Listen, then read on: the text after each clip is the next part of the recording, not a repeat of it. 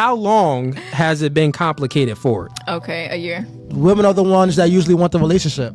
Usually. Things change. Women want to focus on what they got to do. Right. They like to have some pleasure with some men. Talk to but 'em. A relationship consumes a woman. The truth is, women do want a relationship from a man, but only with a man that they want, Right. with a specific type of man. So the guy that it's complicated with, he doesn't meet the requirement of the specific type of man. This is why it's been complicated for a year. He hit on the head because he ain't say nothing. She ain't say nothing. She She like, yeah, nigga, you right. You- Men here don't necessarily approach you. So I feel like, I don't know if men are gun shy or like they just don't, have enough They think they the confidence. They pride. They think they the catch. It's too sassy. It's too sassy for me. That's you what go. it is. Yeah. Why don't men pursue? Why don't they take the initiative? Why don't they take the lead? Well, first things first, there are some men out here who actually read their word. They know their Bible. Let's start there. But also, why is it that the men who are confident, men who aren't thirsty, who aren't beating down your DMs, who easily walk away from your BS, who walk with their chest up and their head up, men who move like is not their first priority, men who don't indulge in your main character syndrome and makes you the center of his world when y'all cross paths on a random Friday, why do they automatically get branded by women as men who think they're the prize? Men who have character, discipline, moral, self-control, and ambition, he goes to great lengths to protect that focus and energy. But even more to the point, he knows he's not like most other men. Because if we're going by girl math, by what you ladies say, there aren't a lot of good men out here. In fact, we religiously hear you ask, where the real men at nowadays? So if good men are rare, and that rare man enters the room not moving like the generic man, what does that make him? It makes him different, special, a rarity. But you won't see that man calling himself the prize. That word only has life because we get called that on social media. And to be honest, it comes off as though our sisters love celebrating confidence, self-awareness. They love celebrating knowing your value and self-assuredness, unless it's being worn by a black man. And men are looking, because a lot of modern women, they're excited, they are enthusiastic, and they're trying to create vibes. And what men are noticing and what's making them, and this is what, the vibes were off. He doesn't really feel like he's romantic, felt like more like he was a friend. In some instances, that's a man being cautious and saying, is she really like this? Or is she just putting on? That would be a woman's form of love bombing. You'd be love bombing a man. Oh, I'm so into you. I'm so interested. When really you're not interested. You just, trying to put your emotions out there and act like you're so excited to get him to pay for that expensive dinner. Listen, I have a question that all the single ladies like me would love to know the answer to. Where are all the good single men at? I have been on and off all kinds of dating apps for the last 6 years, and I've concluded that they're basically just for hookups and situationships at this point, and that's not enough for me. I want something real. Now look, if you're in a successful relationship as a result of meeting on a dating app, congratulations, you're part of that 1%. So tell me, how does it feel to be one of God's favorites? I see all these cute, happy couples with beautiful love stories on my feed, and I'm like, Lord, I see what you've done for others. Can I please be next? They say it'll happen when you least expect it, but I fully believe in being at the right place at the right time, which wouldn't happen if you're not actually putting yourself out there and being open to new experiences. So for research and the sake of inspiring other single ladies like me, welcome to my new series, Single in the Wild, where I'll be putting myself out there to see if I can figure out exactly where all these good single men are. Because unfortunately, as it turns out, you're likely not going to find a good man by staying your ass at home. Trust me, I've tried. So follow along with me on this hunt for good single men, and if you have any suggestions on where I can find them, go ahead and drop them in the comments because I would love to hear it. A lot of times, these men, my God, they have to audition for no reason. Not doing it. Why do I have to audition for you? Why do I have to prove myself to you? But you never have to prove yourself to me. I mean, God dog, y'all want men to be leaders, but then you let them get all the way down the street and you never even give him any support. What CEO, what boss in what company is going to be like, yeah, I'm going to carry this entire company on my back the entire way, and say, you know what, I don't need no help. I don't want no support. Which one? Nobody. Give that man some help. Sorry, are you two a couple? We are. Would you mind telling us the quick story of how you first met? Are you ready for this one? Yeah. Oh my gosh, you don't. We got a story. So it was 1994, and we just passed each other on the street. I look back to see if she looked as good going as she did coming. And what did I see? We just had a moment. I see her looking back at me. And then that night, I was coming home from a blind date. I went into my apartment building, opened up my front door, and in walks this guy. And my date's standing right there. He walks by, and I'm like, hey, didn't I meet you today? And he's like, hi, I'm Tom. I live in 4D. I was like, oh, you live in my building? I was like, shit, she lives in my building. I lived there a whole year. He walked by my front door every day for a year. Never saw him once. First date, 5 days later, decided to get married on our first date. 2 hours into our first date, we decided to get married. Walked around New York City for like 5 hours. 29 days after the first day we passed each other on the street, we went down to Center Street and got married. Yep, Wow. lived. We didn't tell anyone. Called her parents the next day. That's amazing. 31 years in. Yes. What's your favorite thing about her? She's so earnest and she's so honest. That's it. No, What about my beauty? well, I'll say this. I'm still totally attracted to her all the time. How did you know so early on, within 29 days, that you wanted to get married? It was like an aura. He's the one. He's the one. He's the one. I had never looked at a girl like this where I couldn't see anything else around her. It was like a blur. She was the only thing in focus. When I was around her, I just felt like throwing up the whole time. I couldn't eat for like the whole time I was first married. What advice would you give to a new couple that just met want to make it 30 years like you guys? You cannot put yourself first. You must put the other person first all the time. Our happiness comes from the fact that our marriage has been almost a competition to see who can treat who better. And what are your names? I'm Tom. I'm Lisa. And thank you so much. You guys married? Good for you. There was a couple sitting in the front in Daytona, and they grabbed my attention because the woman was beautiful, like stunningly beautiful. You know what I'm talking about? But she was sitting there with a guy who was slovenly. He had his shirt unbuttoned, playing with his chest hair like a douche. He had shorts on with his balls hanging out. I go, hey, you guys married? He goes, no, no, no. I'm like, dude, you're an asshole. That woman's hot as balls. I don't even know what she's doing with you. So I go, hey, lady, let me ask you, what are you doing with this guy? What does he have, a boat? Does he have a big dick? She's like, yeah, he has a boat.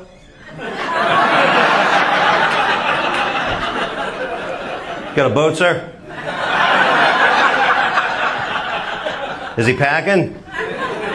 That's your dad?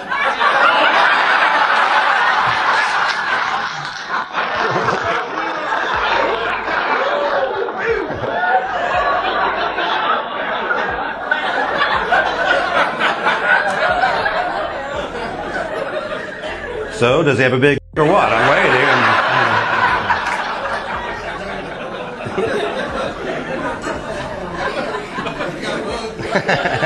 It's too late, sir. It's too late.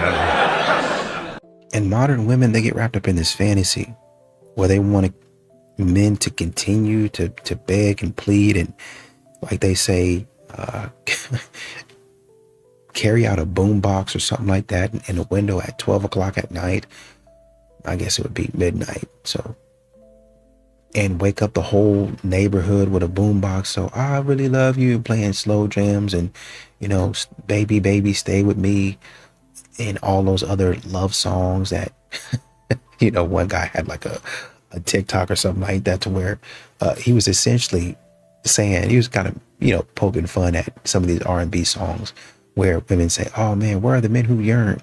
And the songs they were talking about, men yearning in, the men had cheated.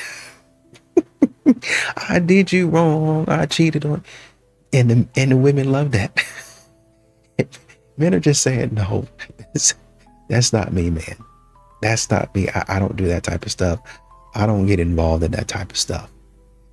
Number one. Number two, it ain't no reason for me to continue to try to prove myself and try to, every single time, it's always me having to say sorry. It's always me having to apologize because I'm always the one doing wrong. You never take any accountability, man. Why are younger women attracted to older men? And it's not because they're broken, gold diggers, or being manipulative. It's because older men activate something that younger men haven't developed yet. Young women bring youth, beauty, curiosity, and softness. Older men bring experience, confidence, emotional control, and safety. And that pairing has worked for thousands of years because of what? Biology and polarity. A young woman is wired to seek a man who can guide her, protect her, and elevate her. Not control her, but teach her. And this is the part that a lot of people ignore. Older men teach. They teach emotional maturity, they teach communication, they teach discipline and long-term thinking. They can show her calm leadership and what masculine reassurance actually looks like. She grows up faster beside an older man than someone who's still discovering himself. And what does he get in return? She brings him back to life. Her softness, her energy wakes up a part of him that he forgot. Her femininity sharpens his masculinity. This isn't a transaction, it's pure human nature and polarity. Younger men are still figuring themselves out, whether it's they're building themselves up emotionally, financially, mentally, whatever. They're unsure, inconsistent, and that's normal for their age. Women don't fall for potential, they fall for certainty. Older men just know who the hell they are, and they know what they want. They know how to show up, they offer so much direction, protection, and stability. And that's why young women choose older men. They feel safe enough to be feminine, open, and soft again. It's not creepy, it's not new, it's the oldest pairing in human history. And the people who hate it the most are the ones that can't offer what either side values. And you have a lot of these men out here that are just regular guys. They're quiet, they're disciplined, and a lot of times because they don't yap about and holler and scream, that's why they get overlooked. Because modern women, they're looking for what they would call an alpha, a double alpha. I'm looking for a lion. Roar and make me hear you. Let me hear you. And so Chad and Tyrone are out there roaring. Just roar, roar, roar. As a matter of fact, Chad and Tyrone, sometimes they do, to be fair. But their roar is not even all that. At all. But they go ahead and stand behind a lion that actually know how to do it. And, they stand in front of a lion that actually knows how to roar. And then when the women look over, is that him? That must be him. And they think, oh, that's Chad roaring like that. He's got something. And they go over there messing with him. When really, actually, honestly and truly, it was the good man. It was a stable man. It was a regular guy that had his stuff together that was roaring like that. But modern women can't distinguish. They can't tell the difference because Chad and Tyrone look good. And that's really all they're looking at. Modern women don't like to tell you, but they're just as lustful as men are. They're filled with lust, the same way that men are. Who's watching Red Pill content and why? Let's talk about it. Here are some of the types of men who have swallowed the red pill. The frustrated daters. These are men in their late teens to early 30s. These guys have faced repeated rejection and have very little dating experience. Many of them start with self-improvement searches like how to get a girlfriend or how to be more confident, but they're quickly funneled toward red pill channels. The socially isolated. These men have small or shrinking social circles and spend all their time online. Some live with their parents, others are unemployed or working jobs with little social interactions. They may struggle with anxiety, depression, or low self-esteem, making it harder to form or maintain relationships. Red pill spaces offer them a ready-made community, filling the belonging gap but trapping them in an echo chamber. The burned and the bitter. These are men who've been through a painful breakup, divorce, or cheated on. They already carry distrust towards women, so red pill narratives feel like a confirmation of their personal experience. They're often in their mid-30s to 50s. The alpha chasers. These men equate masculinity with dominance, status, and control in relationships. They're drawn in by the red pill promise of alpha male success. They're susceptible to content that encourages dark triad traits like manipulation or aggression. Red pill content feels empowering, but it's a trap. It replaces self-growth with resentment. It convinces you that the problem isn't fixable unless the entire opposite gender changes. And that keeps guys stuck exactly where they started, just angrier. In my next Red Pill video, I'm going to cover the entire ecosystem, including the content creators and the people who follow them. Okay, pay attention. I'm a teacher, not to give a fuck. I'ma hit this weed, drink some liquor out of Dixie cup. Strict 2026 rules for women when it comes to dating. Listen up. No communication for 24 hours. Cut. No. If he's nonchalant, cut. We want passion. We want romance. No effort in planning dates. Cut. No. No emotional intelligence. Cut. Liar. Cut. Texting his ex. Oh no. Cut.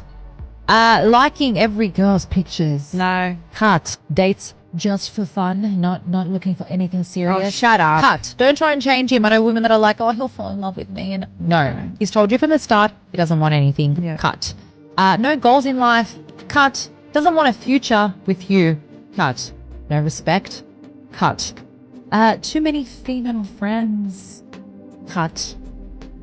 Believes in 50-50. Cut. Doesn't have manners. Cut. Can't take accountability. Cut. I just don't post online. Never post to. Cut. Emotionally unavailable. Cut. And toxic. Cut. This was what truly high-value men do. They pick wisely, super wisely. They're highly selective with the women that they choose. And then when they've chosen her correctly, they spoil her endlessly. It's like, you know, when you go to 6-7 rounds of an interview to get into those corporate jobs, they make you go through interview after interview after interview, a bit like going to a Harvard application. When you get to Harvard, they treat you well. Your life is set. What Fresh and Fit teach is take any kind of woman, don't give her too much, play games, treat her harshly. That's not what high-value men do. They've got a reputation. They can't just take any old girl and then try and train her. They ain't got time for that. They take a woman who's been well trained by her family. Let me explain something to y'all about this whole passport bro thing. Because a lot of y'all are really upset about this passport bro thing. But I'm going to explain to y'all why it's happening. The reason the passport bro thing is happening is because outside the United States, whether you're looking for love or you're looking for just, you go outside the United States, everything is a lot simpler. Everything is a lot cheaper. So a lot of these dudes is like, I could just travel to another country, whether I'm looking for a wife or I'm looking to just have fun, I could go elsewhere and do this with less headache, with less mouth, less problems. So, you know, dudes they got their passports and they out because it's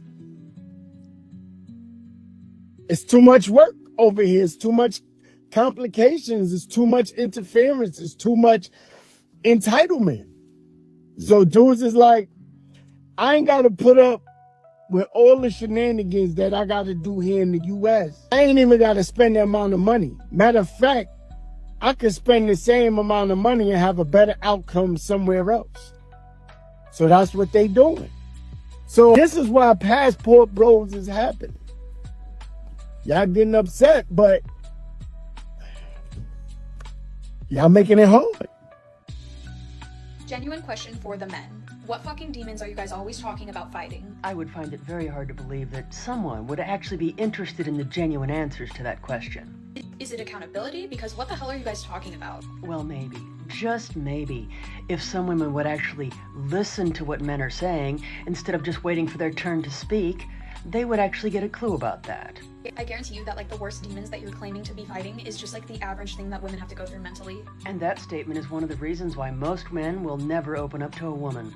Maybe if you guys hadn't deemed being emotional as being gay, then you wouldn't have an issue right now. Maybe you guys could try trading out your stoicism for, I don't know, emotional intelligence. Maybe try trading out the gym for a therapist. But I don't believe you whenever you act as if you're fighting demons that like women don't understand. A lot of women wouldn't understand. That's the part that someone really isn't getting. And then there's the unfortunate part that there's also a lot of women out there that will use whatever those guys say in their moment of weakness against them in the future. Your mental health being bad is nothing but the result of patriarchy and you deciding to hold up gender roles. In case you didn't notice, gentlemen, someone is essentially saying that if you have a mental health problem, it is essentially your fault. Take some fucking accountability and responsibility for your own mental health and the management of that. And what man wouldn't want to open up to someone with such opinions? Women were not the ones who created the patriarchy or these gender roles that tell you that you have to be silent about your mental health or that you can't open up or that it's like gay to be emotional. Men created all of that. So either you guys dig yourself out of that hole or you can continue to stay in it. Either way, like it's not women's issue to fix that for you. Indeed. However, I'm sure the lack of support from a lot of women out there certainly doesn't help. Many years from now, there is going to be a quiet crisis, loneliness, in women especially. Not because women failed, not because they weren't capable or intelligent, but because they were handed a script or a blueprint that left out the consequences. Be self-sufficient, put your career first, you don't need a man. So they followed it. They pushed love down the line. They delayed the family. They treated commitment like something that could always wait until it didn't. Fast forward a few years later, You're older, no partner, no children, no legacy, just some noise to fill that silence. Meanwhile, your grandmothers had way fewer choices, but way stronger direction. They built families, they built the roots, they built something bigger than themselves. And this generation swapped it all for convenience. Legacy for pleasure, meaning for freedom without structure. And here's the part that nobody likes to talk about. The men that they overlooked in their 20s, they didn't just vanish. They were building, failing, learning, becoming disciplined, and becoming men. Men don't peak early. They compound with time. Value grows with time and skill and responsibility. Women don't gain leverage by delaying everything. That is not cruelty. That is reality. Every decision comes with a cost.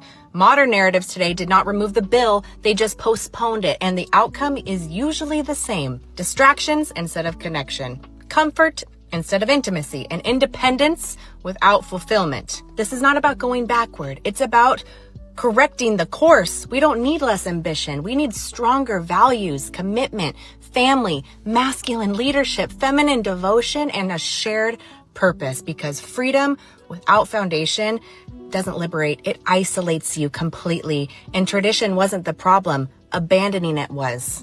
You really have women out here who are not dealing with multiple people, whose phones don't ring unless it's for business or related to their family. Women that work hard every day, mind their own business, avoid drama, stay at home more than being in the streets, and are not entertaining their past. Instead, they focus on their life goals and strive to become better versions of themselves, living in their soft girl era. Most men will be invisible to women until they become successful. That's just the reality of this. For some of y'all, until you get that bag, until you get that clout, women not gonna give you no play, no time of day. Real. For example, look at Lil Yachty. He wasn't getting no hoes before he got famous. You know that. He was in a drought. He was dry out here. He wasn't getting no lie. Let the ladies tell you. The money makes you more attractive. The clout makes you attracted to fame. And women are drawn to that. Not for all of y'all. Some of y'all gonna be pulling hoes without any of that. But some of y'all, go get that bag. That's the only way you gonna get it. No lie. You want me to do what? Okay, I'm coming. Love you, bye. She's such a yes puppy to her husband. Have those on my desk by 5 p.m. Yes, sir. I will do that. File those taxes or go to jail. Okay, yes, whatever you say. Ma'am, stop speeding. Oh, okay, yeah, I can do that. Here, take these meds. Sure thing, anytime. Yeah. Bow to me. Yeah, I don't mind at all. Absolutely not wearing that out tonight. Okay, I'll go change. Submit to my husband. One thing that I truly admire about men is that their selfishness and their desire to always put themselves first. I think it's one of the most shocking things, because us women, we're naturally empathetic and we always compromise things. But men, you could be in a 20+ year marriage. The minute they have the desire to be with someone else, they will risk their 20+ year marriage for 10 seconds of nonsense. They don't care. They will put their careers over you, their dreams over you, whatever they want to do, they'll put it over you and their kids and their families. They'll put everything in front, everything below to get to where they want to get to. And I think that's truly admirable. I feel like maybe it's hard just because I'm the eldest. I always have to consider other people in my, pursuits of things. What with this one thing? What with this? No. I need to think, I gotta put my best man foot forward and think, babes, gotta get things done. Got to get things done. We can't be, hey, it's truly honorable how selfish the gender can be.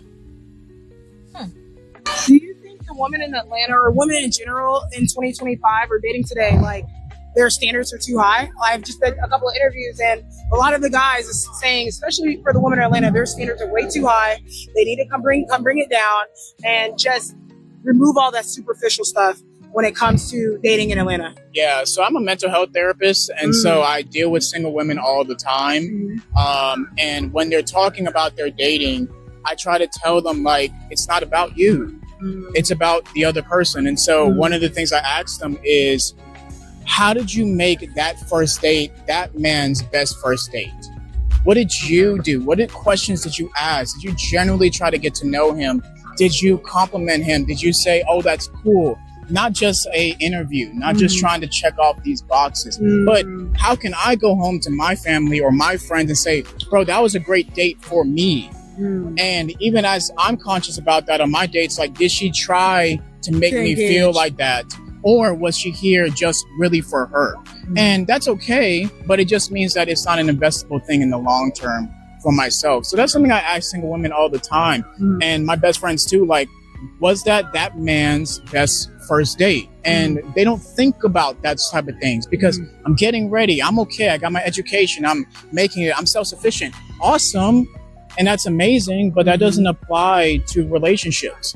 It's like trying to compare basketball and swimming. Those characteristics don't compete with each other. So this is about, can you connect with somebody? Can you emotionally move them? Can you make them feel safe? Can you make them feel like in this world of chaos that when they come home to you, that they can be at peace? And those other things don't necessarily correlate with that. All right, I need y'all to settle an argument for me before I get a divorce. So I'm making some chicken tenders on the grill, right? It's me, my wife, her daughter, my daughter. They don't like barbecue sauce. She's furious. She's pissed off at me right now because there's something to do with the way this chicken looks. Can somebody tell me? She's like, so this is the one you made for you and your daughter, and this is the one you made for me and my daughter. And I'm like, yeah, this one I put barbecue sauce on this one because you guys said you don't like barbecue sauce. See, this is like the last couple pieces that'll go there to make the piles just as big. But she's like, you don't see anything wrong with this. And I'm like, what should I see wrong with it? I see 2 piles of chicken. Mine and my daughters have barbecue sauce because we like that, and yours don't because you guys. What did I do wrong? Okay, real quick, now that the rest of the tenders are off, their pile actually looks bigger, in my opinion, which I don't know. She won't tell me what is wrong. She just keeps saying, you can't tell me what's wrong with this. You can't look at this and tell me what's wrong with this. This is one you made for us, and that's one you made for you. Like, what did I do wrong? Oh, this poor man is so frustrated. I think what's going on is that her and her daughter's chicken doesn't look as good as yours and your daughter's chicken. The big debate that's going on in the comments is who is in the wrong. In my opinion, it would have been nice for him to take that extra step and marinate that chicken in a different flavor or season it differently instead of just leaving it plain. But that doesn't necessarily mean that it should have been expected of him. She's in the wrong for getting upset over her expectation, and definitely in the wrong for then stonewalling him because she won't actually say the words to tell him what is wrong. But then he's in the wrong for putting this on social media. They're both in the wrong. They just need to say sorry and remember that they don't need to get a divorce over chicken tenders. 97% of women that go to college are not wifeable. And before you get emotional, studies have shown college-educated women are significantly more likely to delay marriage and prioritize career over family compared to previous generations. Going to college means spending 4 years conditioning women to be workers, to show up, follow instructions, climb the ladder, but by the time she graduates, she's perfectly trained to listen to her male boss more than her own man at home. Within those 4 years, women are placed into environments that normalize hookup culture, drinking, partying, hyper-independence, the whole I never need a man mindset, and also just the feminism that her college friends operate from. And because women are highly influenced by their environment, both emotionally and socially, most women unfortunately become products and conditioning of that culture without even realizing it. Not every woman, but 97% of women do, because a woman's natural instinct is to follow. And that natural follower instinct for women isn't a bad thing if they actually follow the right things. And let's be honest, it's hard to beat 4 years of indoctrination. That's why finding a feminine, family-oriented, disciplined woman today feels really rare. But don't worry, they're out there, but she just probably won't have a degree. And make sure to follow for more common sense content. What was the number that you told him? 4. What was it actually? Like 150. Excuse me? Sorry, Mom. Wait, Sorry, how old were you? I was 19. I had a friend who had an older sister, and she told me have sex with as many people in high school as you can because no one has. But this is why I say you will never know unless a woman is honest with you. She told the dude for he was happy, and then her conscience ate at her. Shout out to her for having a conscience, I guess. I don't know if any man can live with that. We don't know. That girl math is what's happening every day. We don't know their past. Now we can tell what's happening in the present or the future, but we do not know that past. Every time you speak, if it ever came up and a woman has this conversation with you, she's never went past 5. I've never had a conversation and a woman went past 5. Ever. She just said 4 and she's 150. A man becomes meaner when he doesn't want you anymore. But a woman, she becomes calmer. Let me explain. A weak man won't just walk away. He will disrespect you until you leave. He will trigger you on purpose, so when you finally react, he can play the victim and call you crazy. He wants to flip the script and make it look like you are the problem, so he feels no guilt. But a woman gets calmer because she has accepted the reality. She has simply run out of chances to give. She made noise when she wanted to make it work. Her silence means she is done trying to be heard. She won't leave you for another man. She leaves for her sanity, her self-respect, and her peace. And when a woman finally chooses her peace over you, understand one thing. You didn't lose her the day she walked out. You lost her long ago, the moment she stopped fighting with you. Because a woman only fights for a future she believes in. Her silence means she has erased you from it. Now she is gone, not to punish you, but to heal from you. And that is a door that never opens twice. But the problem is that the roles and responsibilities for men have not changed since the beginning of time. To be a halfway decent guy, you got to provide, you got to protect. If I get up in front of a crowd and I said, I'm teaching my sons to be future husbands and future fathers. Oh my gosh, that's so responsible. Yes, we love that. But if I say I'm teaching my daughters to be future wives and future mothers, what are you teaching them? What does that mean? And that's because the roles for men have not changed, but no one even wants to define what the roles for women are within the household. Roles and responsibilities feel like restrictions and barriers and oppression to women who have a feminist mindset. And men, you have to understand that men work off of respect, right? So if I'm seeing, hey, why is he not, really chasing me and begging for me? And I want him to really, really want me and love me and all that stuff. I get it. But, if a man is getting out there chasing, you think about being in the middle of nowhere, just chasing. And at some point in time, you're going to be like, what am I doing running? What are we running for? What am I running for? Is there danger? Like, what's the situation? And that's what's happening. Men have stopped and started questioning why they're actually chasing. What am I running for? Who am I running after? Who am I running away from? And when you see men stop and start to do that analysis, now it gets clarity on, oh, well, what the heck? Why am I going in this direction? Ain't nothing over here for me. And that's when you stay over there and you sit over there like, oh man, he just quit chasing me because he stopped running and he started thinking.